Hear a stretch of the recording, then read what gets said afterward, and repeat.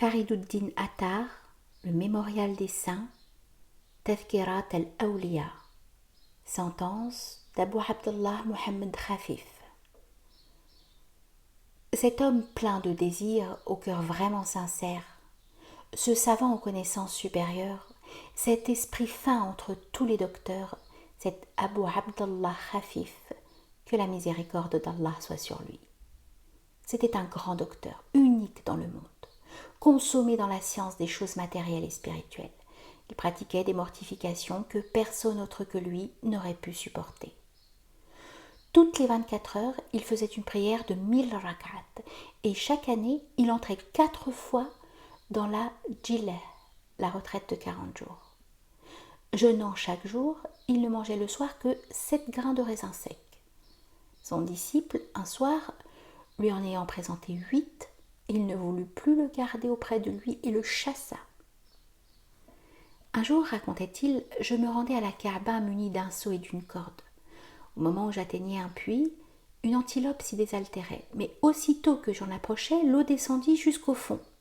« Mon Dieu, m'écriai-je, je ne vaux donc pas à tes yeux autant qu'une antilope, puisque pour elle tu fais venir l'eau à l'orifice du puits et que tu ne le fais pas pour moi. » Une voix me répondit « Tu as une corde et un seau, et l'antilope n'en a pas. C'est en nous seuls qu'elle a mis sa confiance. » À ces mots, continuait Abdallah, jetant ma corde et mon seau, je m'éloignai. Et la voix se fit entendre de nouveau. « Retourne, Abdallah, va boire. » Je revins en effet, et je vis que l'eau était remontée à l'orifice du puits. Je bus et me purifiai. Le cheikh racontait encore.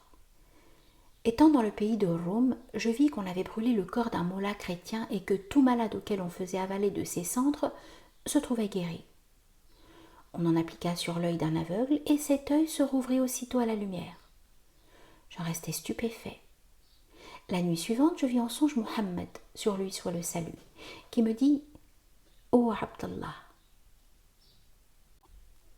comme à la pratique de l'erreur ces gens allient la sincérité, ils en retirent encore du profit.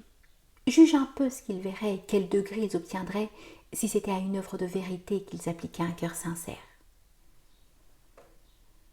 Une nuit, le cheikh dit à son serviteur « Trouve-moi une fille que je l'épouse. » « Et où trouverai-je une fille au beau milieu de la nuit ?» répondit celui-ci.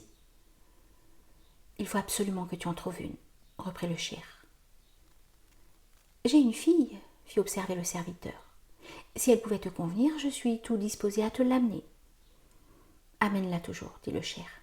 Et en effet, il se maria cette nuit-là même et prit la fille du serviteur. Au bout de 7 mois, elle mit au monde un enfant mâle, qui mourut bientôt après. Le cheikh s'adressa alors à son serviteur. « Dis à ta fille qu'elle reçoive son acte de répudiation, ou, si elle le préfère, qu'elle reste. » « Que signifie ce mystère ?» repartit le serviteur.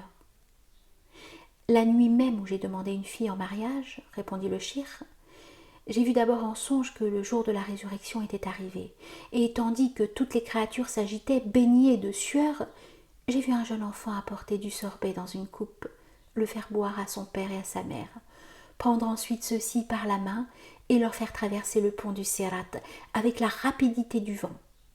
Alors j'ai désiré avoir un enfant qui mourut en bas âge et maintenant mon vœu est exaucé. » À ces derniers moments, le cheikh donna les instructions suivantes à son serviteur. « Comme je suis un esclave rebelle et chargé de péché, lorsque je serai mort, mets-moi les entraves aux pieds, le carcan au cou, tourne ma figure vers la Qibla et assois-moi dans cette position.